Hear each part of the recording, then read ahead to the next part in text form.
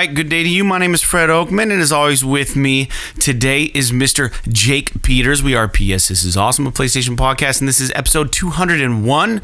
This is a show where we share feelings about the current state of PlayStation, and we have a bit of a different show for you all today. But before we get on with it, I want to invite you all to subscribe to our channel on YouTube, youtube.com/PS This Is Awesome, and visit us over at Twitter at PS This Is Awesome. And if you want to make fun of our trophy list on the PSN, you can find me at anchorless_81 and Mr. Jake Peters at jakesaw01. And as always, you can write the show at psthisisawesome@gmail.com. And most importantly, don't forget to share the show with your friends. Make sure you leave comments and rate the podcast as you see fit. Help the algorithms, help us. And as a reminder, this is a video podcast as well, so you can watch the show over on YouTube if you prefer, and make sure you subscribe to that channel. And for new and or long-time listeners, we now have a Patreon page where you can support our show at a $1 level called the One and Only $1 Club. So head over to patreon.com/PS This Is Awesome to become a $1 patron and get your free die-cut vinyl sticker and a shout-out on our show. With that out of the way, I just want to let you guys know this is going to be slightly different. Like we said, we're pre-recording this, and the topic of the show is actually going to be about Jake and I's back catalog, games that we want to go back and visit at some point. Now, we all know that we have them, and we just crested episode 200, and now we're at 201. And what better way to start the new season of the podcast than maybe go backwards and think about what games we fucking missed and shouldn't have, and we want to go back our regrets. So anyways, we're gonna go through that list. But Jake, you're doing well today, I take it. Yeah, everything's good. It's sunny outside, and it's about all you can ask for this time of year. Life is good. Yeah. So this is the first time we've done this in a while. So you and I just talked a bit ago. So this might be weird. So if you're just hopping onto this podcast, this is 201. We've done a lot of episodes. And myself, I am probably right now driving back from North Carolina if I haven't died yet. So this is past me talking in the present to you, leaving a message in a bottle. And same with Jake. Who knows? Maybe one of us, I'm always doom and gloom. Maybe one of us just won't make it by then. And this will be like the saddest episode. I'll get it scheduled to release, and it'll come out, and I'll be like, man, that's really depressing. I'm so morose. No, I'm just kidding. No, everything will be fine, but we're busy. So we want to make sure we put episodes out for our listeners. And I do have my dog Charlie down here with me, so I apologize if you guys can hear him in the background. Do you just want to get to this, or do you want to talk about something kind of like we normally do? We've already prefaced that it's a strange show because you and I, we already know where we're at. We've done our temperature check for the day. That was episode 199. So, I don't know that necessarily we need to. I'm excited get crazy to get into the list. Let's just get right into it, because I imagine. I don't want to try to force any kind of conversation that we already had today. 100%. So. It would be disingenuous to our podcast. So let's keep things natural how we normally do. But let's talk about our list, Jake. So over the years, PlayStation Plus has given us free games. I'm sure you've purchased games that you haven't even played that were maybe on sale, and you're like, oh, man, I want to try that. Or maybe a sequel has since come out, and you're like, man, I got to get to that series because this game looks sweet. I've been meaning to play that. Or maybe you just read a review, or maybe you missed something, right? And now you got to go back and you got to catch it. And, you and I, and anyone who's a PlayStation Plus member, will have an infinite amount of games. There's no way we're going to touch them all, right?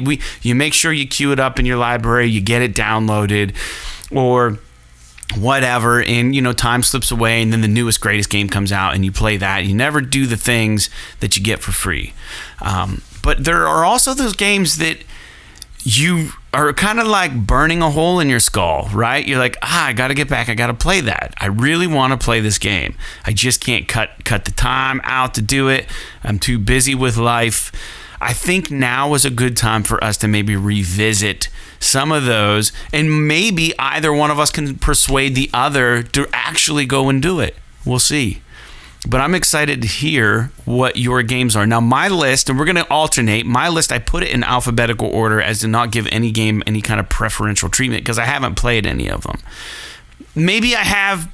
No, I haven't. I have not played any of these. So, yeah. I definitely have not played these games. So, Yeah, what I was going to say, well, maybe I have by the time the listeners listening to this, but no, there's no fucking way. I don't have time to even cut into any of these games yet. So as of 201, neither you nor I have played any of these games, and I would like the listeners to chime in if they want to after listening to the podcast. Out of the games that we list, which ones do you guys recommend that Jake and I 100% go back and try, if any, right? So that's the other thing. Maybe these are just like wishes that are gone on the wind, as Bruce Springsteen would say. You know, they're just things that we're holding on to for no good reason, other than the fact that we made ourselves a promise a long time ago we'd try them out or play them. I don't know. I was surprised how many I had, and I think there are more than I put on my list, but my list is significant. You said you had 19. I tried to get it to 19 so we can have a good boom, boom, boom, boom, boom, and maybe we'll have some of the same games. Maybe we won't. Time will tell. Do you want to start this off or what? Do you want to do it? You want to be the trailblazer? Let's see. Okay, yeah, I can start off if you want. Oh man. All right. So let's hear it. So the first game that I have on my list that's a backlog game is the game Inside.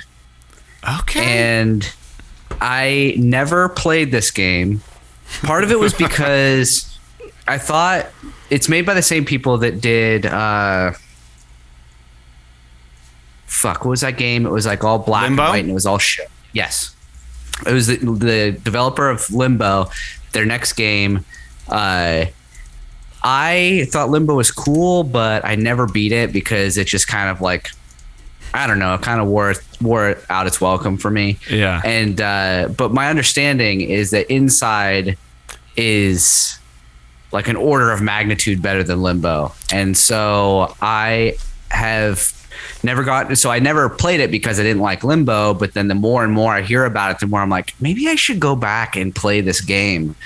It's just like a side scrolling, like walking simulator / puzzle thing, environmental storytelling. There's no like, my understanding is if it's anything like Limbo, there's no like straight up, dialogue and stuff like that. It's mostly the environment telling you what's going on and everything. And so, I missed this game.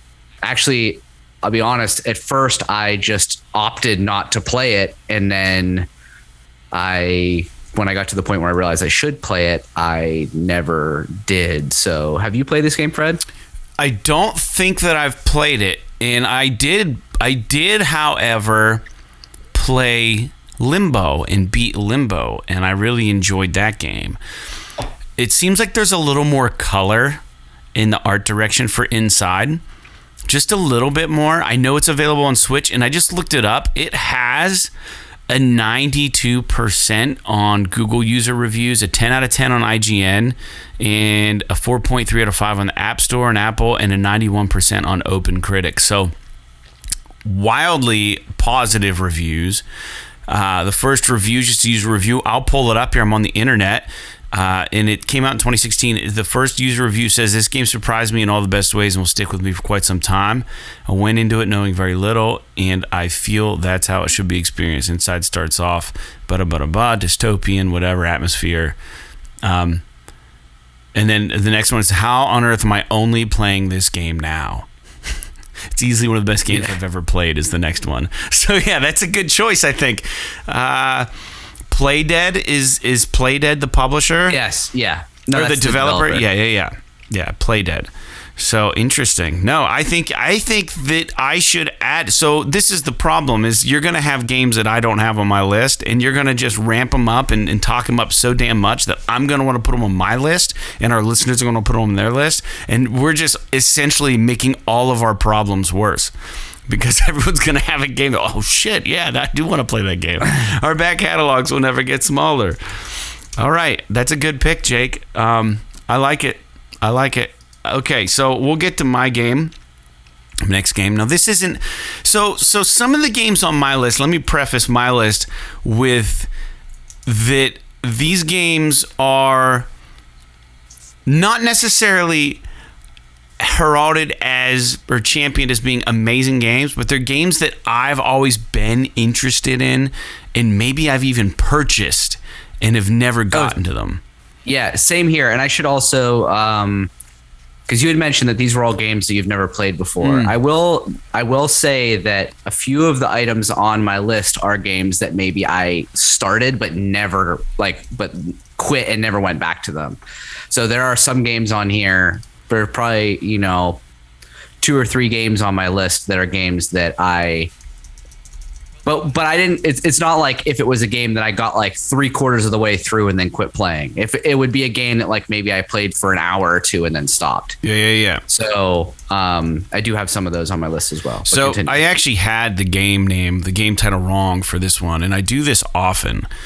I get these space games confused because one is available in VR on like the Quest and all these other things. I don't think it ever made VR for PlayStation. But this is a PlayStation VR game I always wanted to play because they say the experience of weightlessness that you have in it is unparalleled, and it's nauseating. And I want it, for some reason, I really want to experience it. I bought this game on sale recently. It's called Detached, and it's a space game. Or is it Detached or is it Adrift? I think it might be Adrift. Which one is it? I think it's both of those games. Detached is PSVR, though, I believe. I don't think they ever made a PSVR version of Adrift. Right. Adrift was developed as a VR game, but I think the PlayStation version is not. That's VR. what makes it confusing. They're both available on PlayStation, but only one of them is VR on PlayStation, and they're both VR elsewhere. So, Detached VR is the one I wanted. It was developed by Anshar Studios. It doesn't have like fantastic reviews or anything, but essentially you're just floating around in outer space trying to navigate this broken space shuttle and try to like get to safety or whatever. It's just one of those games that when did this game come out? Before 2018. It came out in 2018, July 2018. And it's like one of those games that I saw a trailer for. Like there are those games where you see a trailer and you're like, man, that game looks awesome. And then reviews come out and they're kind of mixed. But then like, it's always kind of in the back of your head. You're like, well, while the reviews weren't amazing, something about this game kind of resonated with me, what I was seeing and all that stuff. This was one of those games. I own it. But hooking the VR headset up to the PS5 is such a bitch that I don't know that I'm ever going to play it. And I bought it knowing it was a pain in the ass. I was just so compelled to get this game because I really want to play it. But anyways, that's my first game. Jake, let's go. You haven't played any Adrift or Detached, have you? No, I didn't play either one of them. I thought when Adrift came out a while ago, I thought it was pretty cool looking, and I was waiting for it to come out on PSVR, but then they basically just never put it on PSVR. They have just the non-VR version. Yeah. And I wonder, have they said yet whether or not the PSVR 2 will be backwards compatible? They don't know yet. Like, will you be able to play PSVR games on there? They haven't really come out and explained how that's going to work or how it's going to. I think that they ultimately said that it wasn't like a guarantee that it would, but some of the better titles were going to be optimized for the new VR. Maybe they'll re-release them or something. Yeah, it's kind of hard to say. Jake, what's your second game? Okay, so my second game is a game that you played not that long ago, and it's Control. Oh. So ever since Control was announced, really, I wanted to play it because I've always been I shouldn't say I've always been a big fan of Remedy, but I've been a big fan of Alan Wake, which is a Remedy game. We talked about it on episode 199 with Alan Wake 2 being announced. And so I am definitely interested in playing it, and I think that now is probably as good a time as any because now it's on PS5. It should run better. Because my understanding is it didn't run the Ultimate Edition on PS4. The Ultimate Edition has the DLC and stuff. So I really do want to get to it. I know that you liked it, but had a few complaints about it. But it seems to be one of those games that's going to be up my alley. It just boils down to finding a hole for it. Yeah, I think you'll like this game. I actually did a takeaway video on this one on our YouTube channel for Control. I still don't know how I feel about it. Like I don't want to spoil anything. If the story wasn't so damn confusing, I think I could have enjoyed it more. It was just it was over my head. It was just over my head. Control, graphically stunning. Gameplay was fine. Story completely lost on me. And like I was just like, well, I get like this why people enjoy the game because it's fun to play, but fuck if I don't feel I have any meaning. Like what it's weird. You're trying to solve a puzzle the whole game and you don't understand.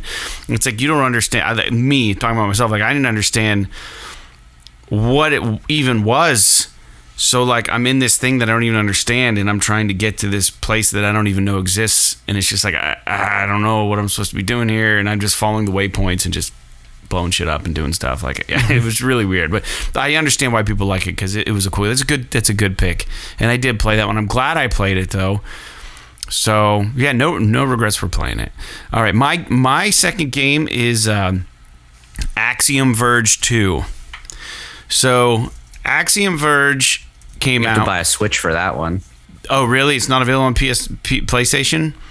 I'm sure eventually it will come, but right now Yeah. I think it's Switch exclusive. Well, let's see, because I played the first Axiom Verge and really loved it. It's awesome.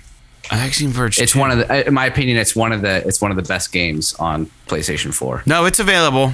It's available on the PS5, PS5. It just came out in 2021. Thomas Happ Games. I think one dude. It says on Axiom Verge's website, PS5 version. Oh no, it does say it's on PS4, but there will be a PS5 version soon. Interesting. So this must have just came out. Yeah, literally must have just came out. I know, and it's on my back catalog already because it's a game I don't think I'm gonna get. I haven't purchased it yet when it came out when I was excited for it, and to be honest, coming into 2022, there's some heavy hitters that I must play, and I know that Axiom Verge 2 is just going to fall further down in my bucket list. It's one of those games that is, I'm in the moment, Jake, that I can see it slipping by me and I can't reach out and fucking grab it. This came out August 11th. I could have swore that this game wasn't out on PlayStation yet, or otherwise I probably would have played it already. This is what I'm talking about. These games slip right by us, dude, and you don't know it. It's like before you know it, it's like, fuck, that's another game I gotta play. So this is on my list, and Axiom Verge 1 was awesome. You turned me onto that, or you at least told me about it, and I enjoyed it, and it was a lot of fun. It was weird. It was a weird game.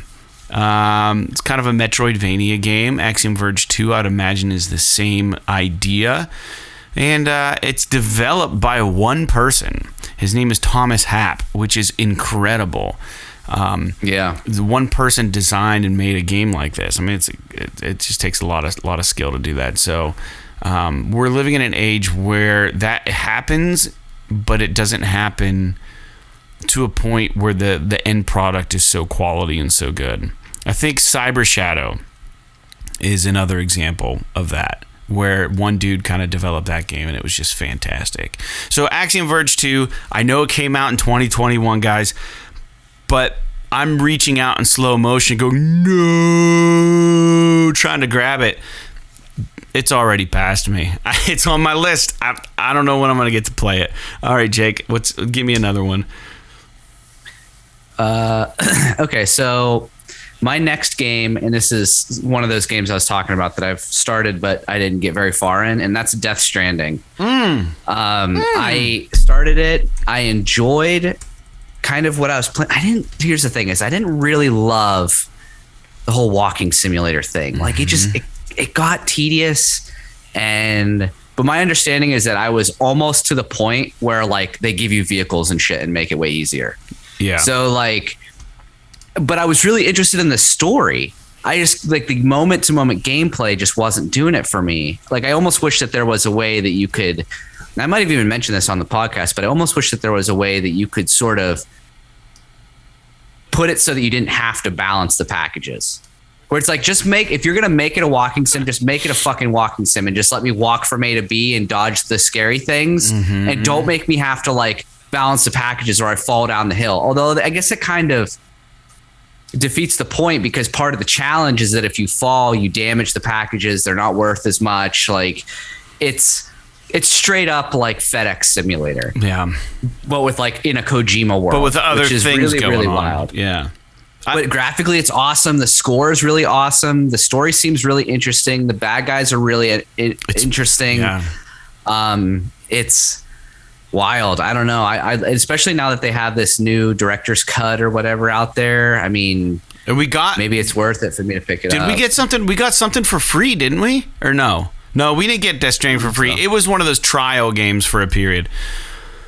Yeah. PlayStation trials. True. I didn't try it. Damn it, man. Yeah, I didn't have this on my list. So as far as I know, we haven't crossed paths yet. Should have been on my list, but it wasn't. All right. Let me know if I strike a nerve here. I agree with you. I think that's another one's going on my list. So I'm adding Inside and Death Stranding to my list. Let me see here. What was next? Okay, so we know that Hazelight just put out a game called It Takes Two. I'm going to go backwards a little bit in their history and say they put out a game called A Way Out. That game always grabbed me. It seemed really cool. It was a co-op 2-person game. It did some interesting things. The problem is that you have to play it co-op, right? So I need to find someone that's willing to sit down and play A Way Out for me. This game's been on sale. I don't own it. I haven't bought it yet, but I do want it. And I want to experience it because it's a prison break game. It's just such a cool idea. That Joseph Fares guy or whatever his name is, he's got interesting. He did a Tale of Two Sons. Obviously did It Takes Two. So yeah, man, A Way Out. You haven't played that game, right? You're not a co-op gamer. I have not played A Way. I played Brothers. That was the only game of theirs I think I played. That was interesting too because you controlled each character with the thumbstick. With one controller. Yes. Yeah. So interesting and weird. It was such a weird thing to wrap your head around. And then when you got used to it, it was really good. So A Way Out was released in 2018 by Hazelight.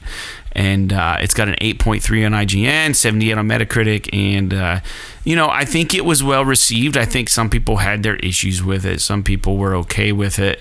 But I think ultimately I wouldn't say that it sucked based on what I've heard and read about it.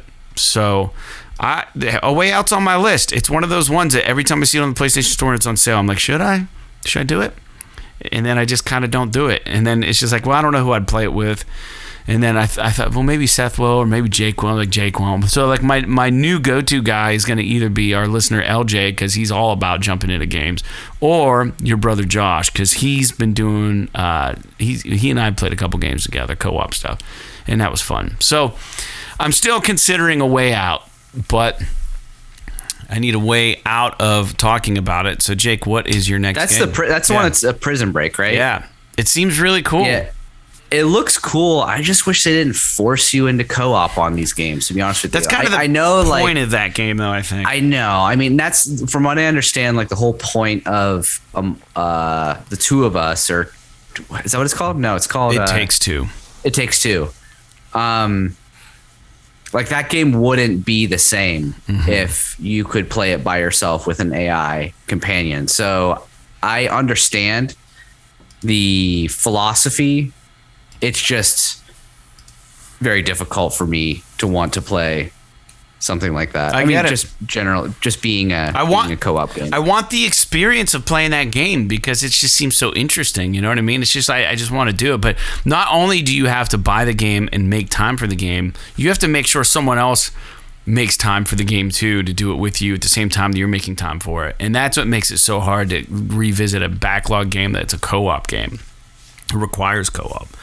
So anyways, whether I'll ever get to it, I don't know. I mean, some of these games I'm half tempted just to watch YouTube playthroughs on just so I can get a taste of what these games are doing. It's easier to put that on the background while you're cooking or you're doing whatever the hell you have to do. You know what I mean? Fixing your faucet or what?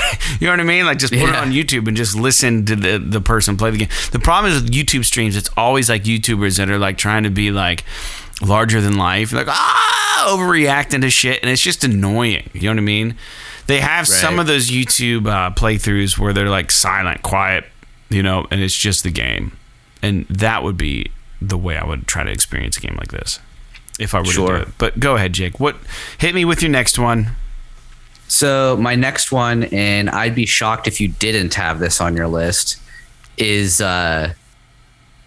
Resident Evil 8 or Resident Evil Village, as people have, as it's been being called. I don't know, like Is the real name Resident Evil Village? Or, do you know this? Or is it Resident Evil? Or is it Resident Evil 8, and if they're just being cheeky with the spelling by putting Village in the title? If I type in Resident Evil 8, Resident Evil Village comes up. So I don't know. Okay.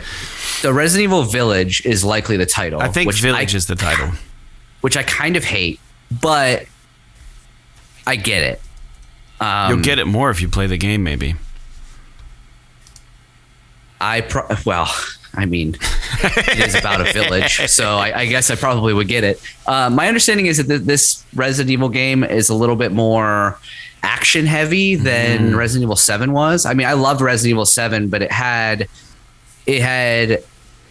like probably the biggest downfall of Resident Evil 7 was that there was like literally one enemy type in the entire game. There was like, other than like the boss battles, right? Yeah. Other than the boss battles, all of the regular enemies were just like these black, like blob things. But it seems like Resident Evil 8, it's a little bit more diverse in terms of the cast of enemies and stuff, but it also seems like the combat is a little bit more actiony.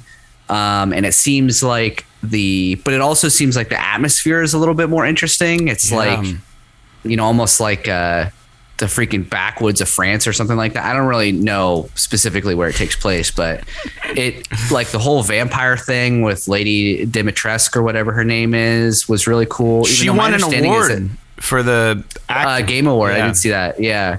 So, and that's cool. One of my understandings of the game is that some reviewers were a little bit bummed that like the whole village sequence with the Lady Dimitrescu and the vampires and all that's like only like the first third of the game. Okay. So instead of it being like this big climactic thing, it's actually like after you beat that whole part, then you're like, there's a whole extra, 2/3 of the game you got to go through. That no one's even seen if you haven't played the game. You have no idea. Right. I mean, you've seen glimpses, but yeah, I don't know. It's just one of those games where I have always enjoyed the Resident Evil games, and I especially enjoyed Resident Evil 7, even though I didn't think I was going to, being that it was first person. And so I'm pretty interested in playing Village. It just is one of those things where, since it's a horror game, I have to be in the right frame of mind to be able to want to play it, and I just haven't found it yet. Yeah, well, it's got an 84 on Metacritic. It came out in 2021, obviously published by Capcom and developed by Capcom, it says also. Is that true? Did Capcom develop the game? Yeah, it's a Capcom game. That's weird. I always thought Capcom was just a publisher. No, they have their own teams. I mean, you're right. Okay, Capcom. I mean, they make the Street Fighter games. I just associate them with old games, right? Like, so I just figured like they've graduated. Just we've been doing. We just publish shit. They do still make games. That's interesting. Yeah, they make a lot. You're 100% right. Yeah, make myself look stupid on the podcast. But anyways, yeah, it's got an 8 out of 10 on IGN and an 84 on Metacritic. And this was on my list. Now I do own this game. Jake, do you have it? I do not own it, no. I own Village. I got it on Black Friday. Got it from Best Buy, I think, for $20. And it came... It's weird because it was like Resident Evil Village, and then it was like plus steel case. I'm like, okay, so it's going to come in a steel case. Well, no, the game ships in its regular plastic case, and then they shipped me a steel case for it separately in shrink wrap. And I was like, what? So you can buy the steel case separate. I don't know if it was a bonus or some sort of exclusive steel case that came with Black Friday, or like they had too many, they didn't know what to do with them, so they kind of sent them with. It's weird, but I have it, and I paid I think like $20 for it. So I am gonna dive into this 100%. Is it on my back catalog? Yes. But am I gonna play it 100%? Yes. I'm gonna play this game. This one isn't gonna slip by. It has slipped by kind of, but not for long. I'm going back into the fire to bring this one out of the house. I'm running back in to grab it. So it's like if your house is on fire, what do you grab? What do you grab and save? I'm going in. I'm grabbing Village. I'm bringing it back out. I'm going to save it. I'm going to play Village. I think that's a good pick. So it's on both our lists for good reason. It's high praise. It's relevant. It's a newer game. and it looks fantastic. The one thing about this game that I want to touch on that I saw real quick on some of the previews or whatever was like there's like a merchant guy that's like sitting in a fucking wagon or something, and he's like, he looks like a really big guy, overweight, like real like, we gotta sell you this and that, and he's like this character that it just looks so cool, like for some reason he's in this area and he's just like hawking. He's the merchant guy. Yeah, it's fucking rad. It's so cool. Like, I love the idea of NPCs like that just exist, that have just full of flavor. So, all right, my next game, and Jake, I know you've played this and we have talked about it quite a while on the show. I have the Bioshock Trilogy. I have not played Bioshock 2. This is on my bucket list. It's on my back catalog. This game came out in 2010. There's nothing that anyone needs to say about the game because everybody's familiar with the franchise. It's just one that I never got to. In fact, any of the Bioshock games, for a long time, I haven't played them. They just all slipped by me. Now, I did play 1. Actually, I played 3 before I played 1. Played 3 around the time it came out. In fact, I think I might have borrowed it from you, or maybe I think I borrowed it from you. Which one? Infinite. Probably. Yeah, I think I borrowed that from you a long time ago, and I'm sure there's an episode where I talk about it. Maybe episode like 75 or something. I don't know what it would be, but anyways, and then I got the trilogy on sale for like $5 or something. I don't know what it was. Really, it was like dirt cheap. The Bioshock Trilogy. Right. Picked it up, played the first one, got through it. I liked it. It felt dated, but it was good. And I know you said that Bioshock 2 is not written by Ken Levine, but I'm gonna play it. It's on my list. I own it. There's no reason not to. It's just a matter of finding the time. So I still think I'll probably play Village before I play Bioshock 2, but that's neither here nor there. Yeah, Bioshock 2 is, we've talked about it on the show, so we don't have to get too deep, but Bioshock 2 is really good. It's not as good as 1 or Infinite, but it's still really good, and it takes place in Rapture, I think after the events of the first Bioshock game. You play as a Big Daddy, which is really interesting from that perspective. Yeah. But yeah, it's very cool. It's developed by a now defunct studio, 2K Marin, who doesn't exist anymore. But yeah, I think that it's a pretty good choice to be on your list. Yeah. Well, thanks, Jake. What do you have? So my next game on the list is a little bit maybe out of left field because we've never really talked about it, but is Disco Elysium. I don't know if you've heard of this game, Fred, at all. You might have heard the name, but I don't know if you know anything about it. Yeah, it's like isn't it kind of go ahead. I'll save my It's basically a detective. You're playing as a detective, but it's like an RPG, and it's like a murder mystery. But as a detective, you're like, I think you're like, let me see here. Like, I think you have amnesia, and so you're like trying to figure out like shit about your own past as well as trying to solve this murder. And it's like a straight up RPG with like, you know, all the dialogue trees and all that stuff, but there's no combat in it. Like all of the I don't know, quote unquote combat or like tasks that you have to do and everything. It's all like skill checks. So like, do you have enough, you know, I don't know, persuasion to be able to persuade this guy to help you do this thing? Or like, do you have enough strength to be able to freaking, you know, rip over this bookcase to see what's behind it, or, you know, like shit like that, where it's less, there's no like real shooting and stuff. It's more about the story and everything. And I find that kind of interesting, but it's still an RPG. Like you still have items an inventory and all that kind of stuff. And you have skill trees and everything, but, it's gotten really, really amazing reviews. And so I've just been thinking like I should just check it out and see what it's like. Cause I don't imagine, I think it's like $20 or something like that. So it's not super expensive, but I don't know what the Metacritic score is, but I know it's really high. Yeah. So Not that Metacritic is the be all end all of whatever, it's not, but it's a good temperature check on a game, I think. Most times, unless it's like review bombed or something. Yeah, 10 out of 10 on GameSpot. IGN gave it a 10 out of 10. Apple Store, 3.7 out of 5. Heavily regarded as a great game.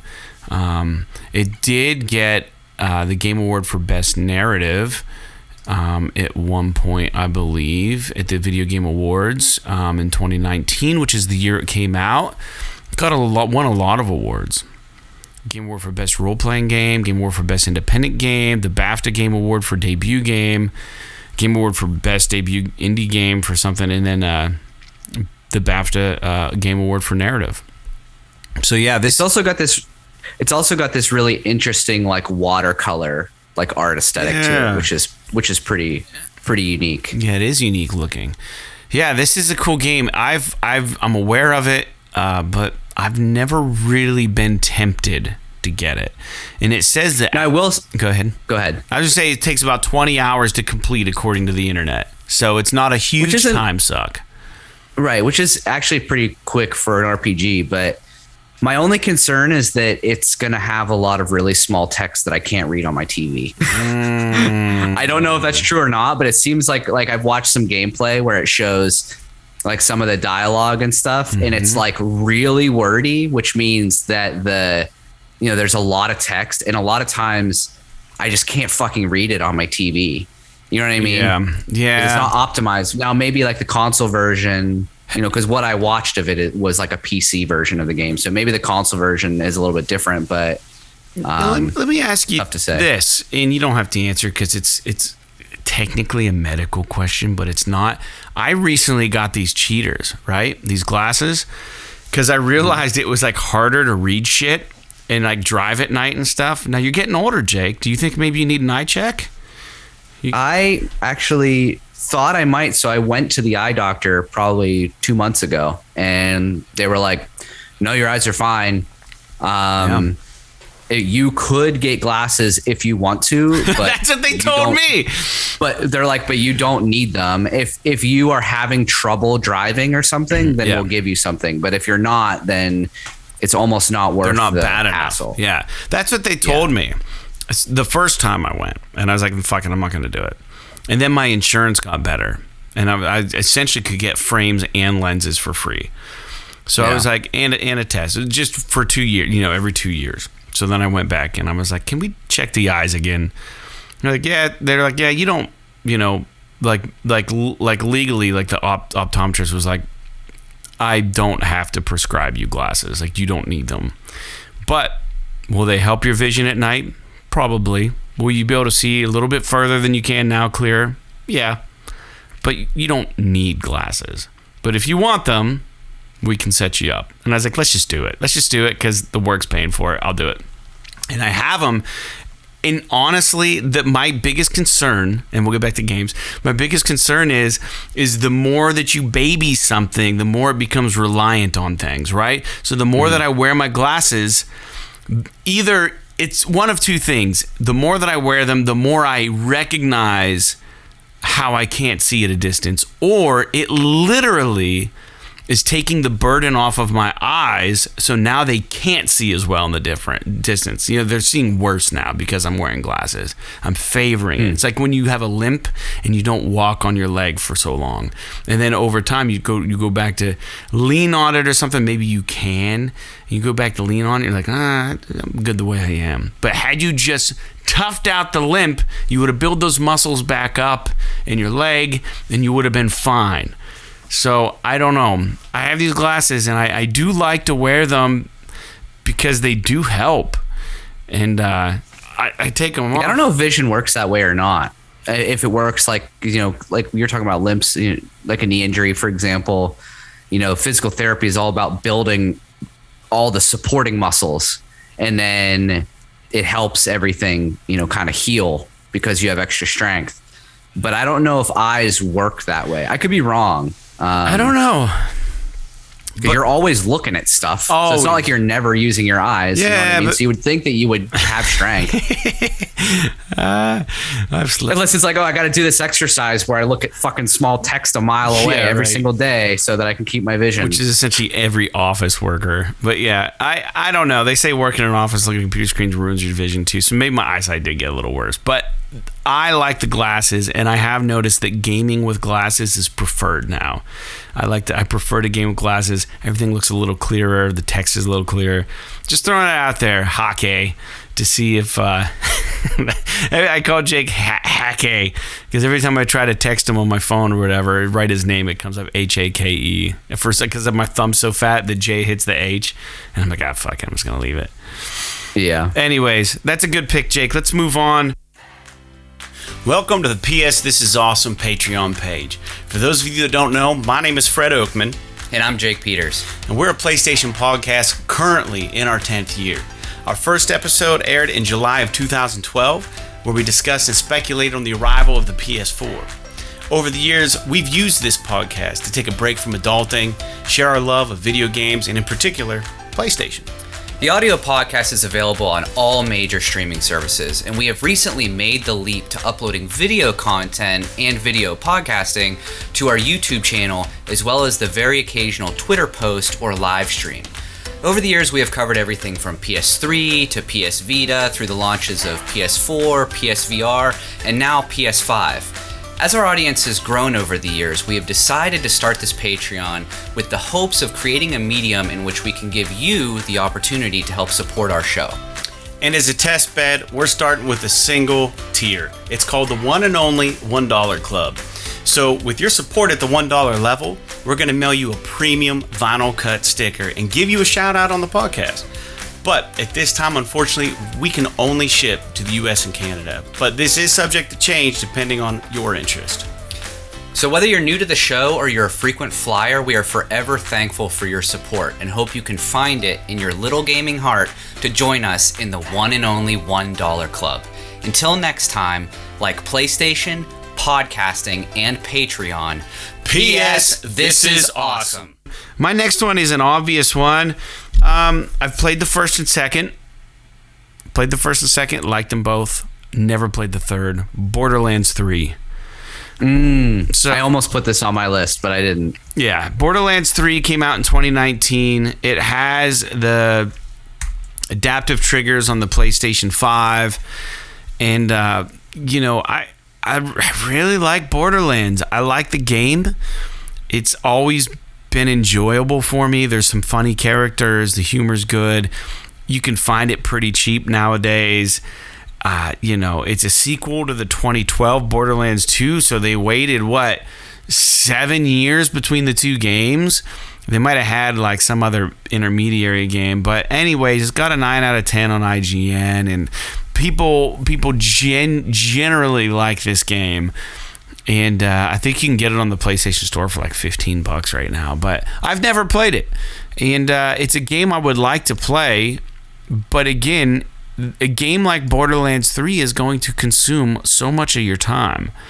And then you get sucked into like the weapons and all the different variations and all this stuff. And then in the meantime, 16 other games fly by you. And life just keeps going on. And you're stuck playing Borderlands 3 But I want to experience it because I really like the first two, and I think the third one's going to be really good.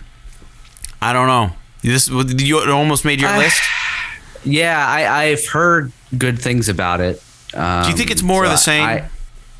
I'm sure it is. But that's not necessarily a bad thing. No. It's more of Borderlands. Borderlands 2 is awesome. Yeah. So if it's more of that, that's pretty good. I've heard that the menus are a little bit annoying. But because on PS4 anyway, there was like a bunch of you'd have to load in every single time you went to the menu, as opposed to it being like really snappy and fast, which can be incredibly annoying.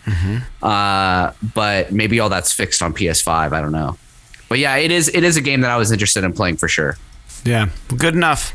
I'm surprised we haven't doubled up more than once so far. This is incredible. Yeah. To me. I mean, how many games is this? This is 1, 2, 3, 4, 5, 6, 7, 8. We've done like 9 games and we only doubled up on Village so far. Go ahead. Right. So my next game is another game that I've started but never got very far in, and that is Outriders. Oh shit! Forgot about this game. Yeah, so I started playing it because it was free on Game Pass or included with Game Pass, I guess is a better way to say it. And I really enjoyed what I played, but I started it as kind of like a filler between two games. So I only played it for a couple days, didn't get very far in it, and then just kind of bounced to play something else. Yeah. And so I, at some point, would like to go back, probably restart it from the beginning and really get into it. Hopefully play it on something other than base Xbox One, because it runs like shit on base Xbox One. Yeah. But if we ever get like a sale where Outriders is super fucking cheap on PS5 or something, I'd be interested in playing it again for sure. It's like a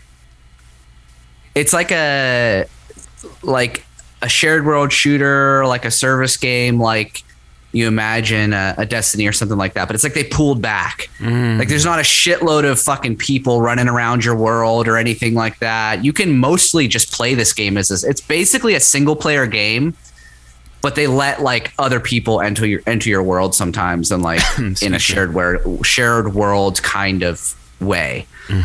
So to me, that's attractive, because I like whenever the shared world component is more added on than the game is designed around the shared world component, making the single player portion of it kind of bad or just, useless. If you think about Destiny, like that game is designed to be played in a shared world multiplayer environment, even the single player missions. I say single player missions, I mean story missions.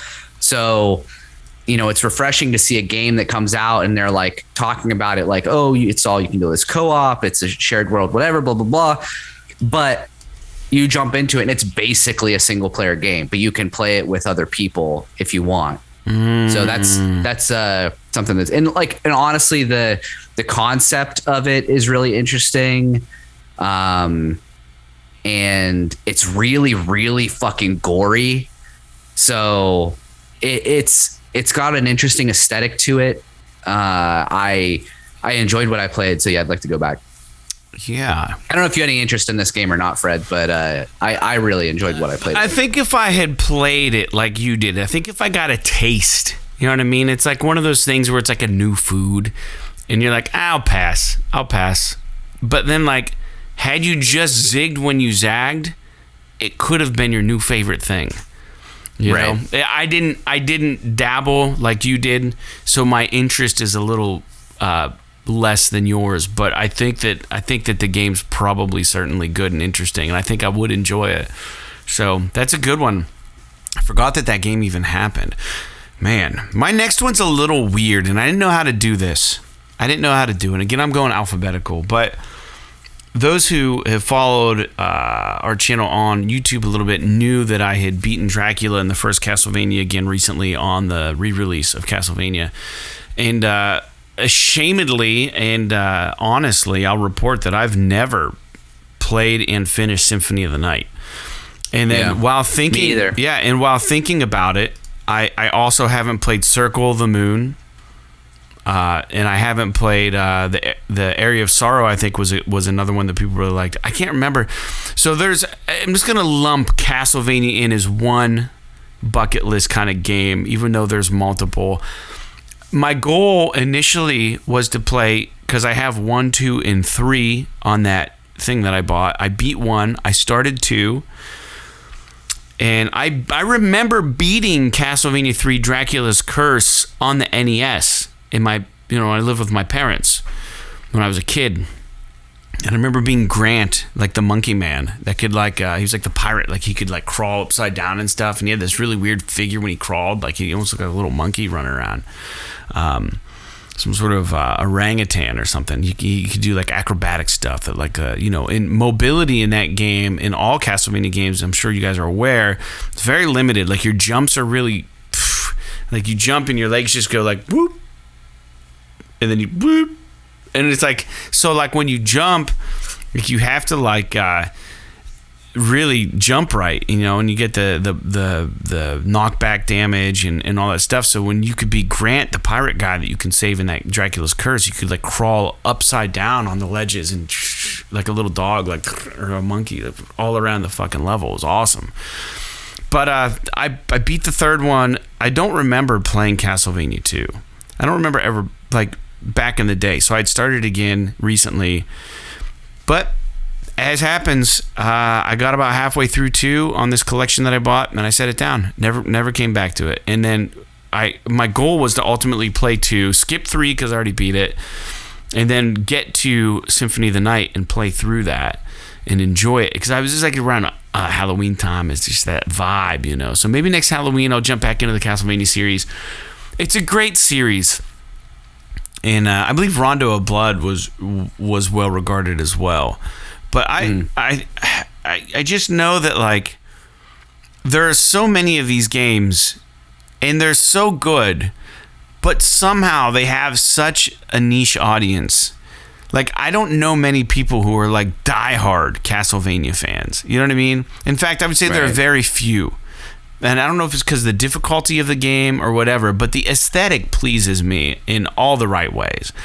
Castlevania. Well, I think a lot of it has. Well, I was just going to say, I think a lot of it has to do with the fact that the franchise really hasn't been serviced well in the past 20 years. Unfortunately, so there hasn't really. So this generation hasn't experienced like a good Castlevania game. Yeah, and I would even be okay with like a third-person Castlevania, a newer one, if they did it right. If it was done right. But I think the way it's meant to be played is as a platformer. I think it's the way it's meant to be played. But anyhow, neither here nor there. And the same goes for the Netflix series. I'm not caught up, and it's great. It's fantastic. They're 20-minute episodes. What the hell am I doing? I don't know. It's so irritating. Castlevania all over this backlog list for me.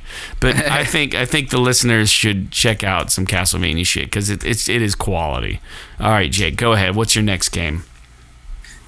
So let's see here. I get the feeling this podcast could go really fucking long if we get through all 20. So I'm going to start picking. Oh, really? And choosing some. We don't have to talk a ton. Just give the games though, because it's going to make a great list for the listeners. Right. Okay. So if you don't want to say a lot, you don't have to. Yeah. So basically, then I'll just keep going in order then. So my next game is, and this is going to be relevant to the podcast, is Mass Effect 1. I never beat that game. But Mass Effect 2 is arguably top 10, top 20 at least games all time for me. So I am interested. I played Mass Effect 2, like I said on the podcast before, played 2 and 3, but I played them on different systems, so I didn't get to transition any of my character development between the games. So, and I never beat 1 because I got really frustrated with the whole driving mechanic. And it's like at the very beginning of the game. And my understanding is that that's still part of it, but they've kind of fixed it a little bit and they fixed the combat a little bit, which is cool. So yeah, I'm interested in replaying the Mass Effect trilogy and continuing my progress through all of them with the characters, but specifically playing Mass Effect 1 and giving that game a chance to see where it actually goes. Well, that's going to happen in 2022 because we're both going to play that game and talk about it on the show. And we're going to do 2 and 3 and carry a character the whole way through each of us. So I'm excited. That's a good pick. My 2018 game, because I know you got places to be soon, Jake, is Celeste. And this was a platform. Woo, this one's on my list. Is it really? Yeah. Nice. I hit one then. Cool. So this game, we don't have to talk about it at length. It's a great platformer game, apparently. It's got a 10 out of 10 on IGN, 4.9 out of 5 on some other site, 92 on Metacritic. It was, what I didn't know is that it's a fleshed out version of a 2016 Pico 8 game of the same name, which was made in 4 days. What the fuck is Pico 8? It must be some sort of developer or something. It was made in 4 days, it says on Wikipedia, by Thorson and Barry during a game jam. So 2 developers made this game in 4 days, a limited version of it. And then they did that in 2016, then they fleshed it out in 2018. They're like, I think we're onto something. And they made Celeste, which is fucking crazy. Yeah, no, Celeste is... it's a lot of people love it, and it's basically like, to me, if you look at a trailer of it, it almost reminds me of like, my understanding is you're basically trying to get to the top of this mountain, and it's the whole game is like sort of a commentary on depression and stuff like that, which is in itself very cool. But it's like, it's a platformer, like an old school platformer, and it looks to me tough, like really hard, almost like Super Meat Boy kind of, trying to get through these levels, but you're like ascending a mountain this whole time. I mean, I don't know really how to describe it, but yeah, it looks rad. I'm really interested in playing it as well. And actually, I own this game. I bought it. I just haven't played it yet. Oh wow, I don't own this one, so it's like the reverse. It's like the reverse of whatever that other game was we talked about. Right. Village. Reverse of Village. I own it. It's on my list and your list. You own Celeste, and it's on both our lists. I don't own it. Correct. In case you weren't listening, listeners. All right, Jake, what's the next game? Hit me. So my next game, and this will be short because you've already played it, is I do really personally feel like I should go back and play Days Gone. At least in some capacity. I'm not saying that I need to beat it or whatever. My understanding is that about halfway through the game, it gets super fucking tedious. So I don't know if I would actually finish it, but I feel like as a PlayStation fan and as someone who I would consider to be relatively well versed on at least the modern consoles, right? I should try to have that as part of my gaming history. Yeah, I think it should be part of it. The game's fantastic, and it runs buttery smooth on the PS5, might I add. It is so good on the PS5. Moving forward, this game, the best of the 3 that have been out, or maybe 4 at this point, 3 that have been out, IGN gives it an 8 out of 10. And 93% of Google users like the game. It was released just recently, October 22nd, 2021. Dark Pictures anthology, House of Ashes. It's one that slipped by me. I'm not going to let it slip by. It's like Village. It ain't going too far. It's in my grasp, hug, grip, whatever you want to call it. House of Ashes. 2021 on my back catalog already because it's come and gone, but I will be revisiting and getting this game. I don't own it yet. Yeah, I've been interested in playing the Dark Pictures anthology. Dark Pictures games. They're another one of those game types, those like choose your own adventure kind of games have, and I guess this is similar to Resident Evil Village, right? It's just that I have to be in the right frame of mind to play them. Like I want to sit down and like do it and not just, I don't know, like a lot of times I'm just not in the mood for that type of game. So, but I'll be honest, part of the reason why I never started with the first one was I heard that it wasn't very good. And I know you liked it. Yeah, I was into it. Most of what I heard before you said that you liked it was that it was mediocre. And so coming off of, this is the same studio that did, this is Supermassive, the same studio that did Until Dawn, which was fucking amazing. So going to that, I was almost like, do I really want to play this? And then like hate it or whatever. So I don't know. But I agree with you. It is a game that at some point I would like to play the anthology, not just House of Ashes. Yeah. Rad. What's up? What's next? So for me, and I don't know how much you know about this game, but one of the games that I saw came out this year that I wanted to try to play is a game. It's a Warhammer 40K game, and it's Necromunda Hired Gun. Yeah. Have you seen this? Yeah. It looks basically almost, and I say this lightly, don't take it completely literally, but it almost looks like Doom, like modern 2016 Doom Eternal style gameplay, but you're a mercenary in the city of Necromunda, which is part of the Warhammer 40K universe. So my understanding is that the game is not it's not bad, but it's not amazing. And that's kind of like the theme with the Warhammer 40K games, right? I mean, most of them are considered to be decent, but they're not like winning awards. But this game, just in the speed of its gameplay and the fact that it's a first-person shooter and it reminded me a lot of Doom, like it just kind of stuck out to me as a game that I really wanted to try. Another one was Vermintide, but that's a multiplayer game, and so I really didn't feel like getting into that one. Yeah. But Necromunda Hired Gun is one that I am definitely interested in playing. Cool. That's a good pick. Yeah, I saw the trailer for this and I thought it was really good. It just came out recently, so yeah, add it to the list. All right, 2018, big game came out called Hades. I haven't played it. What the hell? I don't know if I'm gonna like Hades. It's kind of like a Souls kind of game, I think. Published by Supergiant, developed by Supergiant. I think it looks cool as shit. Will I ever play it? I don't know. It's on my list because there's a lot of scuttlebutt about this game. That's all I gotta say. I think you should play it. I don't know that I will ever go back and finish it. Just because, and I've mentioned this on the podcast before, like I'm just over the roguelike gameplay loop. Yeah.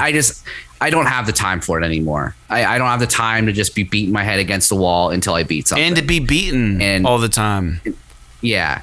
And I totally understand people liking it. The game is fucking awesome. The way that like the story kind of changes every time you die and come back is like how there's like these incremental little like pieces of progress that you make with the story to kind of keep that carrot moving forward. Yeah.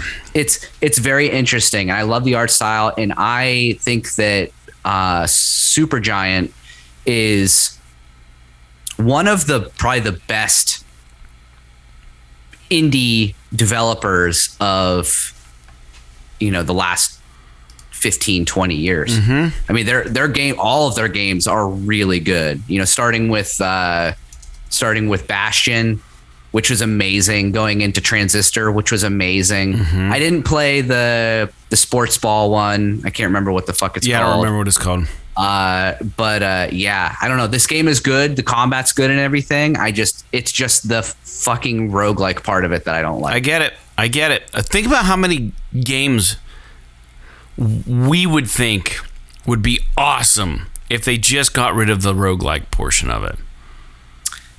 There are games that like need it. Some games rely on it. Like I think it's important for a game like Returnal, but I can understand like my opinion on Hades is what I imagine a lot of other people's opinions are of Returnal in terms of like, wanting to keep your progress and all that kind of thing. Yeah. I mean, honestly, I know that this is kind of stupid, but if I developed this game, I would almost think that it would be kind of neat to just say like, hey, we think you're going to have a shitty experience and you might beat the game in an hour and a half. But if you want to play it this way, there's no permadeath. And you can just spawn and just keep going or have infinite lives or whatever the fuck you want to say. And it's like, if you play it this way, that's fine. It's but not the how game we is want only you to play it, but it's not how we want you to play it. And you could beat the game in 30 minutes if you do it that way. The problem is that if you do that, I guarantee you the biggest reason why they don't is because they're afraid of reviewers being like, well, I beat this game in 20 minutes. Why should I pay $30 for it? And it's like, to me, it's like, why not have it as an add-on later? Almost like a lot of these games are doing like New Game Plus as like DLC, but it's free.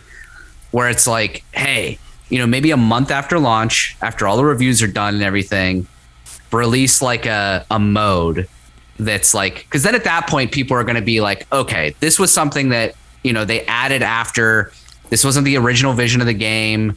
There'll be an understanding at that point, right? You whereas if click, you put it in right off or something, whereas if you put it in right off the bat, they're going to be like, oh fuck, I mean that makes this game super easy or something. I don't know. I feel like a game like Hades is getting closer to making these roguelike games more approachable to everybody. But I don't know. I don't. Sorry, I didn't mean to go off the rails there. But no, you're fine.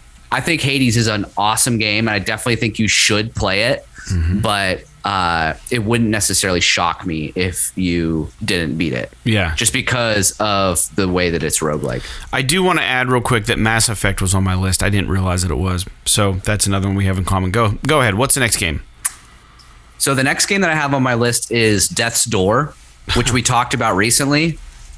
And it is a sort of like a third person, like isometric, like action adventure game where you basically play as this little bird. I think it's a crow that is just like walking around and just killing things. I don't really know what the story is, but my understanding is that the game is very well done. It was made by the developer that made that game Titan Souls. Do you remember that game? Yeah. It was like all boss battles and it was like one hit kills, which is really an interesting concept for a game.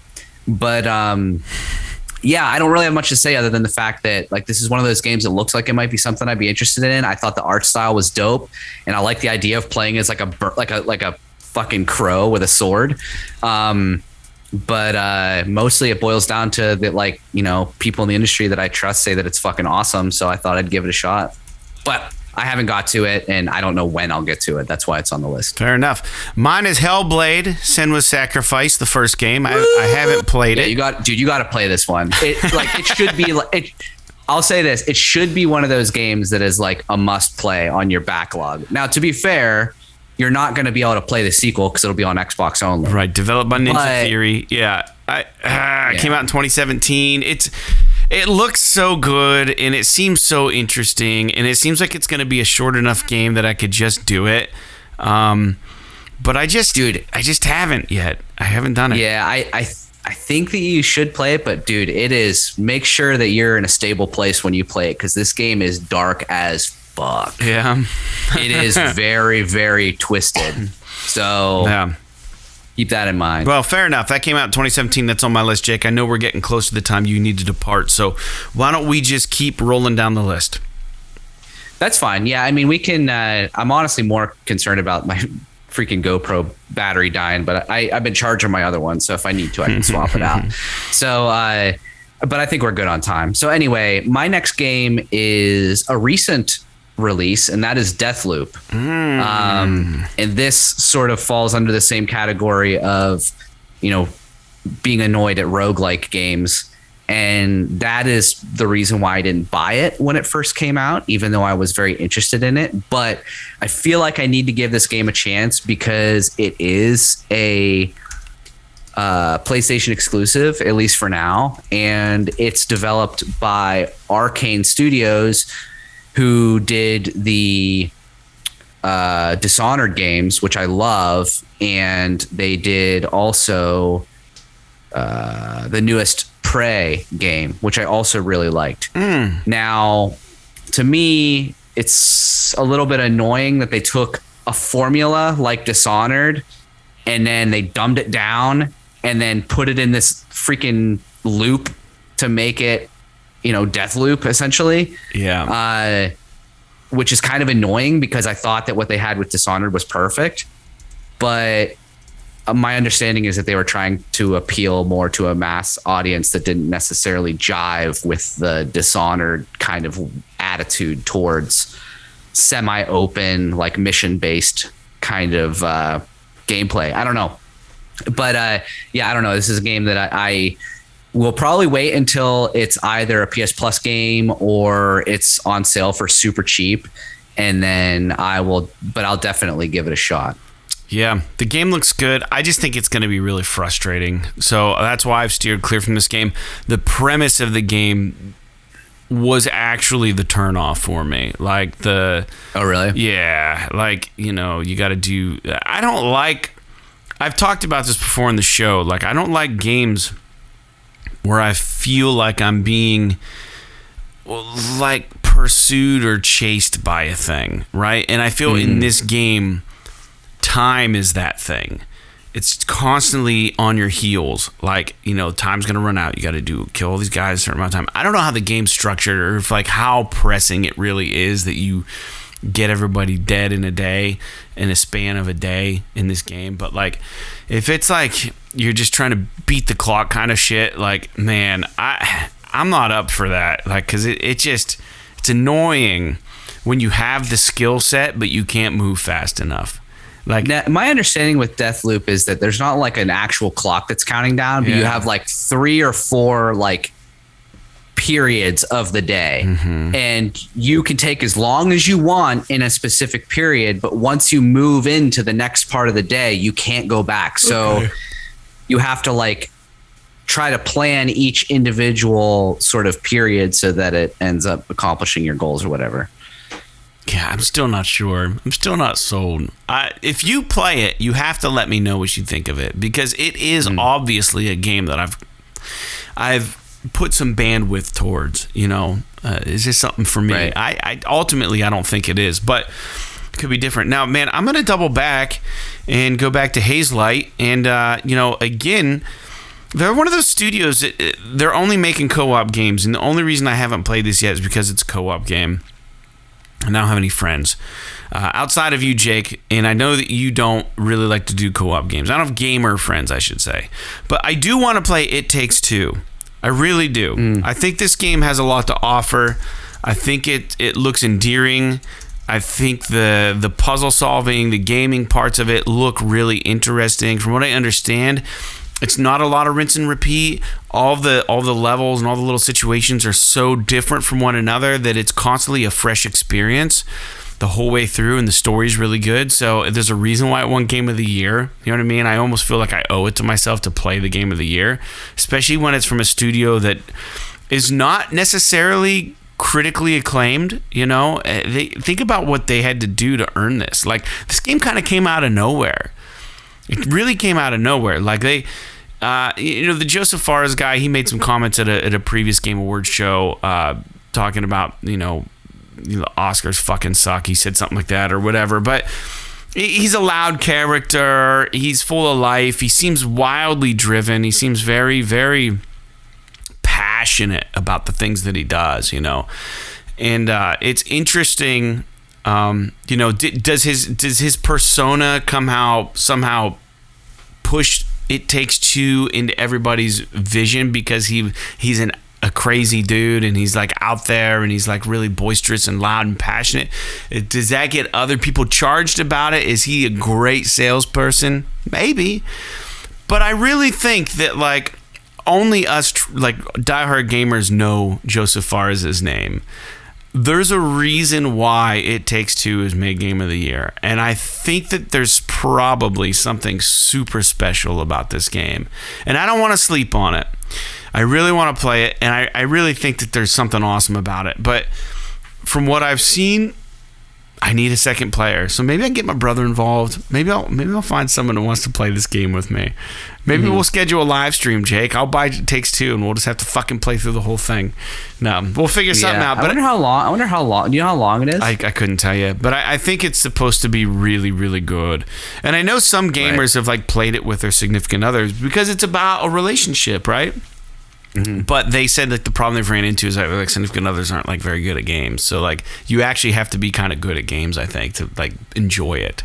You have to have the two twin sticks down. But it does look really good. So It Takes Two is on my list, and I will play it eventually. So congrats again to Hazelight for winning that Game of the Year award just recently. So anyways, go ahead, Jake. So we talked about Deathloop. Let's see here. I am going to go a little bit more mainstream with my next listing and say that the game that I want to play that I have not played is Call of Duty Black Ops Cold War. Yes, I almost put this on my list, but I didn't. I'm glad you did. And mostly it's because I've heard that the campaign is very good in it. I mean, as has been well established on this show, I don't care about the multiplayer at all. But if I can get it for a good price, I would love to play through the campaign. And this is one of those things that I wish Activision would do this. They should they should sell the game for $60, $70, whatever the fuck they're going to do. And then maybe just say like for $40 you can get the campaign only or something like that. And then, because I would be interested in buying that, because I'm not going to play the multiplayer. I don't care about that. But you could still get some money out of me if I might still pay $40 for the campaign. So, you know, that we've been saying that for a long time on this show. We've been I don't know if they'll ever do it, but yeah, I don't have a lot to say about it other than the fact that it looked really cool. I heard the story is really cool, or at least the single player campaign is really cool. And so I kind of wanted to jump in and play that, because I haven't played a Call of Duty campaign in a while, but I've always really enjoyed most of them. The last one I played, which was the worst thing I've ever played in my life, is Black Ops 3. Oh, that one with Kevin Spacey? No, that was I think that was Advanced Warfare, Advanced Warfare or something. I almost said Future Warfare. That one was not very good either, Yeah. but I just, whatever reason, I really did not like it. It was like they tried to do some psychological shit, like it was Spec Ops The Line or something, and it just fell on its fucking face for me. Yeah. So, I don't know. So Black Ops Cold War is my next title. Fair enough. I like it. It's not on my list, but it kind of is. My next game is another new game. Jake, that was released in 2020. Mine was released in 2021. It just came out. It won Best Narrative Game at the Games Awards. It is Marvel's Guardians of the Galaxy, developed by Montreal Eidos, however you pronounce it, and Eidos Montreal, rather. And this game looks awesome, and I do like Guardians of the Galaxy. I like the movies. The comic books are just fine by me, but I think that I'm starting to feel that like the kind of game that I want to play is a space game, a space outer, get the fuck away from Earth. Like, I don't want to be here. Like, take me out into the outer space. Send me to a planet where like I don't have to fucking think about this area, anything. I want out there. So throw me in the Marvel's Guardians of the Galaxy. If the narrative is great, that's all I need to see. Was it one Best Narrative? It's got to be a great story. The gameplay looks mediocre to me, but it's probably fine. It's probably sufficient. But yeah, that's on my list. So we can move forward. I just wanted to throw that on there. Man, I'm looking at our list of backlog catalogs. All these games look fucking terrific. Like, if someone was like, here, you can have these games, I'd be like, holy shit. Like, this is like everything I've wanted to play for like the last, you know what I mean? Like, it's a great list. Go ahead. Give me your next one, Jake. So the next game that I am going to talk about is Catherine. Oh, wow. I don't know if you ever played this or not. This is a PS3 game.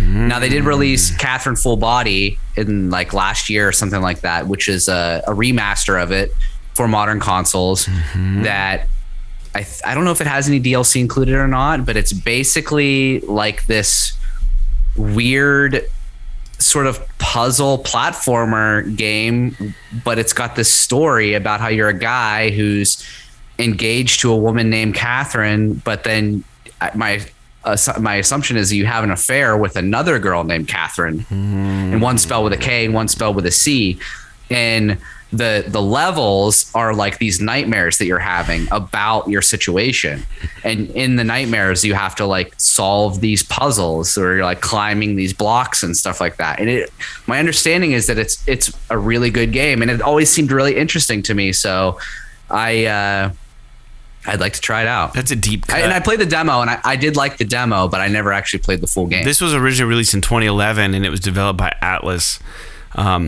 So anyways, that's a great pick, Jake. It's another game that has gone into my backlist at some point and then just faded away. It's so far back, I forgot that this was a game I wanted to play. So it's a good pick. So that's a good deep cut. My game is, my next one is Resident Evil 3, the remake. The remaster. Oh yeah, that's on my list too. Is it? Yeah. It's just you know, we got Village on there, Resident Evil 3. I feel like it's coming off of the heels of the Resident Evil 2 remake, so I don't feel that the criticism of this game was as, well, this is amazing. It's more of the same of what they did with 2. But what they did with 2, people were just in love with what they did with 2. But well, and my understanding too is that 3 just generally the game 3 was a little bit more actiony, a little bit less like, suspense and horror that 2 was. So when they remastered it, people kind of forgot that that's the way that 3 was. Okay. And so enough. They were a little bit put off by it after what they got out of 2. But I mean, that might be incorrect. That's just what I remember hearing about it. But yeah, I always did want to play it because I've never played 3 in any capacity. Do you have it? But I do not have it. Okay. I don't believe. This is one I picked up. I think it was on sale for like $10 or something recently on the PSN. I got it, and I can't wait to play it. It's going to be a fucking great Halloween next year if I don't get to these. I've got Resident Evil Village. I got the remake. I got the Castlevania games. I'm set up for next year. All right, Jake, what do you got next? So the next game I'm going to talk about is Octopath Traveler. Oh, now, this shit! Come on. This is kind of a cheap one because I've already put like 15 hours into this game, but I just got to a point where I started playing something else and I just need to go back to it. But did you have it on your list, Fred? No, I don't think it's even available on PlayStation, is it? It is not. I have to imagine that at some point it will come out on PlayStation. I want at least I hope so it does, badly to play this game because it's very good and I love the art style. I'm not like super sold on the way that this like the story system. It's like 8 individual stories and you like play through all of them in any order that you want. So it's really kind of bizarre. So what ends up happening is that a lot of the conversations and the stories and stuff, they seem kind of clunky because some of the dialogue, they're talking about something and it's like something else didn't happen because they're different story arcs. You know what I mean? So like it's very weird in that way. Disjointed. But I did really, really enjoy what I played. And so I do want to go back and finish it. Although at this point, like it's been so long since I played out, maybe I fucking forget everything about it. So I might be kind of screwed, but I really don't want to restart. It's one of those games it's always on my mind, this game, because I remember how pretty it looked and how interesting the graphics looked, and I never had a chance to try it. And long story short, there are days where I think about this game and I can't even remember the title of it. And then, you just said it and I was like, that's it. That's the one. That's the one that got away. I don't have a means to play it. I don't have an Xbox. I don't have a Switch. I don't think it's available on the Mac store. I don't have a way to play this game. I want to. My friend Phil that I work with has a Switch, and I tried to beg and plead for him to let me borrow it just so I could play. I said, I'll buy Octopath Traveler, and you can just have it when I return the Switch. It'll be yours. And he was like, I don't know. Yeah. I'm like, all right, whatever, dude. But anyways, next game for me is Telltale's The Walking Dead Season 4. It's the end of Clementine's story. I've played them all. I've played everything, but I have not played the finale. I don't know how it ends. What the fuck? It's like you watch 9 seasons of The Sopranos, but you don't watch the final season, or you watch all of Breaking Bad, but the last season. Like, what's wrong with me? Like, I should be playing this game. I bought the Telltale Definitive Edition, and I started live streaming it in October because I was in the Halloween spirit. I got through the first season, and I got through the 400 days, and then I was like, I'm going to start season 2 for everybody. I never did it. I got too busy with life. And now I was doing that to remember all the characters and to feel like a part of that world again. And, Kenny and all those people and Duck and all the great characters from the first game, and Clementine and, man, Bill. I think there was a guy named Bill. I don't know what that guy's name. The old asshole. That guy that and spoiler, ultimately dies. But anyways, I need to play Season 4. And I believe Season 4 was released in 2018 or something. Might have. It's been a while, yeah. Yeah. So anyways, go ahead, Jake. That's on mine. I have to absolutely play it. I'm so disappointed that I 2010. I just after The problem with that game is just the first season was so fucking good that like when I played the second season, it just like didn't jive with me in the same way, and I just kind of lost interest. I'm not saying that I don't want to go back to it eventually, but it's not something that is actively tugging me to come back, just because to me like the first season is perfect, and then the second season seemed like it was just trying to be better, and it just couldn't be because it was like lightning in a bottle. Yeah, well, the thing that's crazy, if you've been a listener for the whole show, for our whole podcast, we were really, really hot on The Walking Dead the first season. We would, when the new episode would release, we'd fucking play it, and we would get on the show and do like a whole conversation about our decisions. I remember doing that. And it was just really good. They did a really great job with the game. And you're right, yeah, season 2 wasn't as good. Season 3 picks back up. And man, I can't wait to see what happens at the end. I just want to know. And I've avoided all spoilers. I don't know what the fuck happens, but I have it. I just haven't gotten to it. All right, Jake, hit me with your next one. My next one is Kenneth Bridge of Spirits. Woohoo! So this is my another recent game that came out for PlayStation that is an exclusive that I have not played, and I don't remember. I was playing something else at the time that this came out. I don't remember what it was, but I think that it looks great. I've heard that it's really good. I've heard that it can be really difficult at times. Yeah. And I feel like it's a really interesting kind of game. And so I really want to go back and play it sometime. Yeah, it's a good one. I played through it and beat it. And then I did reduce the difficulty towards the end just because I was getting really, really frustrated with it. But it's a fantastic game for what it is. And I hate even adding for what it is, because that's almost diminutive in nature of just saying that, right? But I think that it's a good game. It's a good game. That's all that really needs to be said about it. I did a takeaway video on it. You guys should check it out. Jake, you need to play that game because it's special. And you may not love it. You might really, really love it. It's one of those games that you're not going to play it and say this game fucking sucks, right? Mm-hmm. You're going to enjoy your time with it.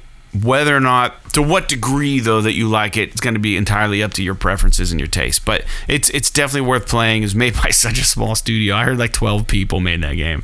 Unbelievable to me. Yeah. All right. My next game is Unravel 2. I bought the Unravel Yarny collection. Oh, yeah. The first game was really, really good. I enjoyed it. The graphics were fantastic. It was very like oddly, I talked about it briefly on the podcast when I played it. And it was somewhat super sentimental in a weird way. The levels were like the inside of a home of somebody who I think had passed, or maybe it was parents who had let their kids move out of the house, and you're going through these levels, high def platforming, and you're this string of yarn, and you're solving these little mini puzzles, and like the music was on point. It was just a really beautiful game, not just visually, but the idea of it was so, I cherished it. And it's always on sale for like $4 on the store. I don't know how they can afford to sell it for so cheap, but Electronic Arts published it. I actually don't even know who developed it. It says Coldwood Interactive AB and Coldwood Interactive. So Coldwood Interactive made this game. It's got an 8.5 out of 10 on IGN. Metacritic's got an 82. Puzzle platform game developed by Swedish studio Coldwood Interactive, published by Electronic Arts, released June 9th, 2018. And obviously people really liked it. And it can be a 2-player game, unlike the first game. It doesn't have to be. It's not a forced co-op, but it can be. So it seemed really good. Anyways, I really liked Unravel 1. I want to go back and play Unravel 2. I think my brother was telling me about this game. Him and my sister-in-law played it, and they were saying that they really liked it. So yeah, it is one of those things that seems like it would be a pretty good time. I mean, and the graphics look really cool in it. So they're astounding. Can't really beat that. Yeah. It looks like right now on the YouTube stream or our video, because the light's coming in. I don't know if you can see your picture, but you look like a framed photo, like super washed out, of like Jesus Christ or something. Like the light is like, oh, and you're just like an angel. There you go. That's better. I don't care. There's nothing I could do because the fucking sun is coming down through this window, which is like. Yeah. It's just like I apologize to the listeners. I look fucking washed out like God right now. Yeah, the heavens are shining on Jacob right now. It's really funny. You're just slowly disappearing on my feed here. Go ahead. What do you have next? We should be getting close to the end. Yeah, I only have a couple more here. Same here. The next thing on my list is Life is Strange: True Colors. Oh shit! I didn't put it on mine, but yeah, I want to play it. Yeah, so I never finished Life is Strange Season 2. There's something about it that, like, I liked the characters and I liked the story, but, like, when we were playing it... It's depressing, you said. I just didn't have... It's very depressing. So, like, I didn't have the mental capacity for it, and I've never had the energy to go back to it.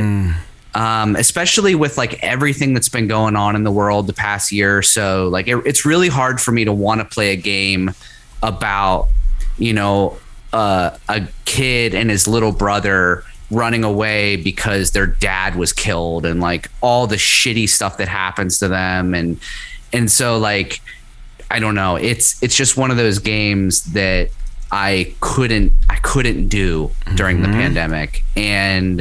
But True Colors seems to be a little bit more, I'm sure it's probably still depressing in its own right, but it seems a little more fresh in terms of the way that it's telling its story. Certainly. And the kind of like the powers that she has and everything. And I like the environment of the game. And the other thing was that it's one game. It's not episodic or anything. It's just from start to finish. It's just one fucking game, which I find refreshing. Yeah. Cool. But yeah, I think it looks great, and I think a lot of people like this game, so I think it's a good pick. My next pick is 2 games, just because it has to be, because they don't count as separate games. They're pretty much the same game, I think, but I think they're different. I might get some shit about saying that, but you guys know I like Watch Dogs 1. I got it. I want to jump back into the world of Watch Dogs 2 and 3. Watch Dogs 2 and Legions. Something about this game tickles my brain. And sorry, my dog's making noise back there. Sounds like he's gonna barf or something. You good? He's good. But yeah, so it just tickles my brain. Every time I see stuff about Watch Dogs, I'm like, open world. But then I'm like, Watch Dogs Legions looks really pretty. I don't know if I'm into it, but it's one of those things that's always... I think part of the reason on my backlog catalog too is because it's always on sale. It's always at like such a tempting price. Like Watch Dogs 2 especially. It's always like $7.99, and I'm like, this is an awesome looking game. Will I love it? I don't know, but I know Legions has a 72 on Metacritic, but Watch Dogs 2 I think was even more favorable. Watch Dogs 2 has a 75 and an 8.5 out of 10 on IGN, which is a pretty high rating from IGN. Yeah. So I think Watch Dogs 2 is definitely on my list, but whether I'll ever play it, I have no idea. Both of those games. Go ahead, Jake. Right. What do you got? You got anything? Yeah. So the next game I have on here is basically, and I've already mentioned it recently, is Kingdoms of Ammoler. Originally came out on PS3, and they just released Re-Reckoning, which is a remaster of it, and some new DLC just came out last week for it, which is crazy considering the game is like 10 years old. Yeah. So I've heard really good things about this game. I'd really like to give it a shot. Unfortunately, being an open world RPG, it's probably going to be far down the list considering, I'm playing an open world game right now and Halo Infinite. Then I'm going to be playing Mass Effect, which is another RPG. And then, after that, who knows? And we got Horizon coming up. And so it's just one of those games where I don't know when I'm going to get to it, but I would like to try to get to it at some point. Dude, the original Kingdoms of Ammoler was released in 2012. That seems like a world ago. Yeah, a long time ago. That's crazy, because I remember when people were talking about that game when it came out. That's crazy that much time has passed. Anyways, I think it's a good choice, man. And my last game, and I've talked about it on the show like you've talked about Kingdoms, I don't have a way to play this one yet either, but I hope that I get the chance. I'm a big fan of the XCOM games, XCOM Chimera Squad. I really want to play this game. It looks rad. I like the turn-based strategy games. I like the permadeath for the characters. The ante is high. I think Chimera Squad, though, is a little different, where you have set characters that you're given or something. They're part of like a certain group or something. But anyway, I don't know a whole lot about it. It came out in 2020, early 2020. And there were some rumors saying that it had been rated for the PlayStation and for Xbox and stuff, but it hasn't popped up yet. So I don't know what the hell the wait is. You know, maybe they're waiting to release or announce a new XCOM game before they put this one out. Who knows? But anyways, it's on my list, and I really want to play this game. Really badly, I want to play this game. But anyhow, I'll let it go there. That's all of mine. Jake, do you have another one? Do you have one more? So, I mean, I've thought of other kind of games as we've been talking here, but I haven't added anything. The only other game I have on here that I would like to play at some point that I've never played is Shadow of the Tomb Raider. I never played that game for PS4. It was the third of the new Tomb Raider games, but this one was not developed by Crystal Dynamics. So it didn't get as favorable reviews as the first two.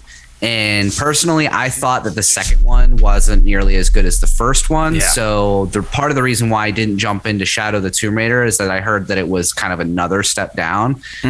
But that said, I would be interested in jumping back into that world just because of, you know, I think it's interesting. You can't go wrong with Tomb Raider games. Care. Yeah, I just don't really care for some of the story beats that they took. I think the gameplay is great. It's just the story beats that really kind of annoy me in those first two games. Yeah, and I've played them all. I've enjoyed them all. In fact, I think I have it on disc if you ever want to borrow it. I think I have Shadow of the Tomb Raider on disc.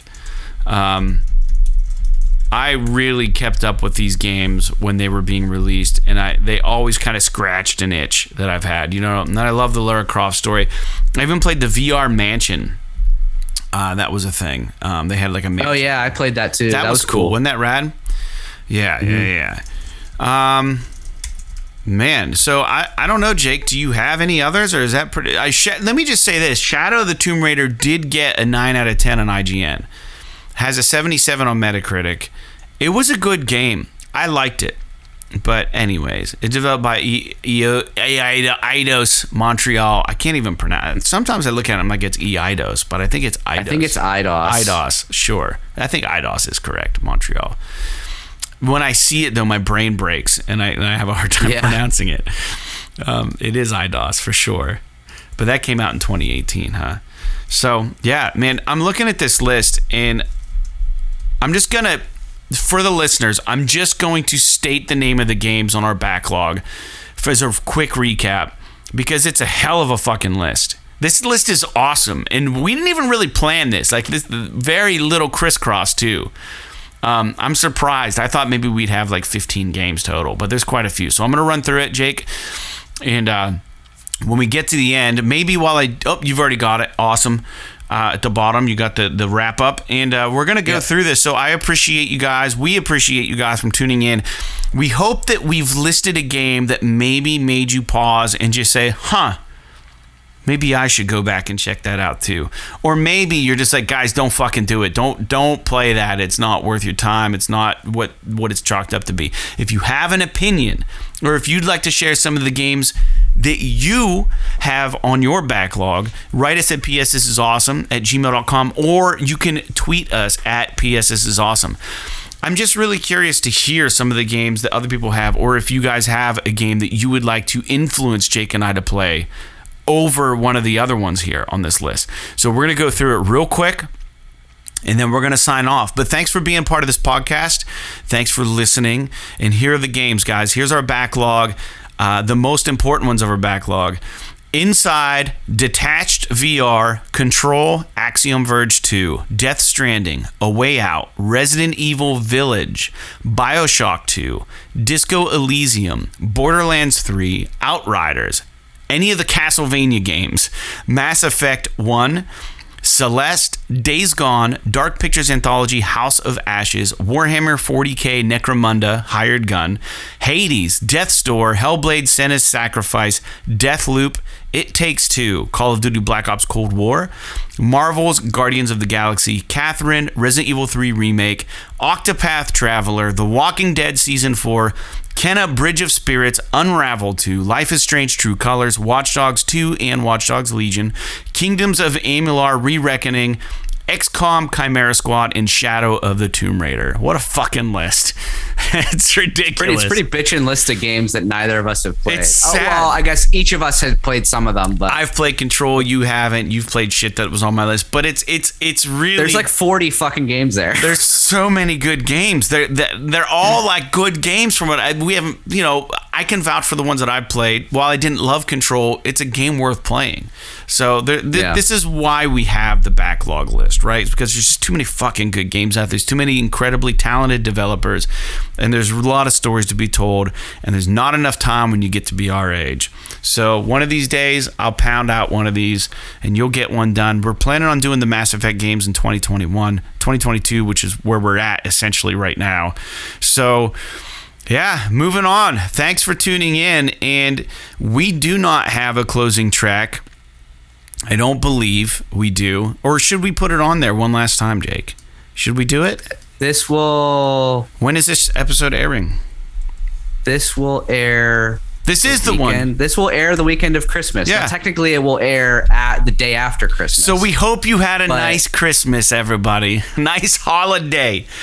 We are past Christmas, but one last time, for the record, maybe not even the last time, you might get it another time. As promised, this is Fred Oakman and The Flood, and Jake Peters co-wrote this song with me, might I add. It's our little group. We wrote a Christmas song called "'Tis the Season" in NWPA, which is Northwestern Pennsylvania. Please, please, please turn up the volume. Enjoy it. Enjoy the Christmas tunes because we won't be playing it again for another year. So like Kane and Lynch, Katamari Damacy, what the hell, and Kina, Bridge of Spirits. P.S.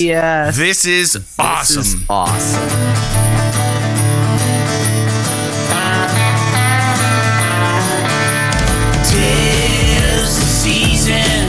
Northwestern Pennsylvania, I lost my glove for the 100th time.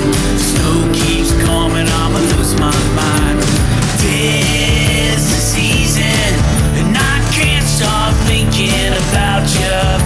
2 months ago we were carving pumpkins with mistletoes, or eggnog chugging with us like last year. The snow chased you back to some West Coast beer. I've been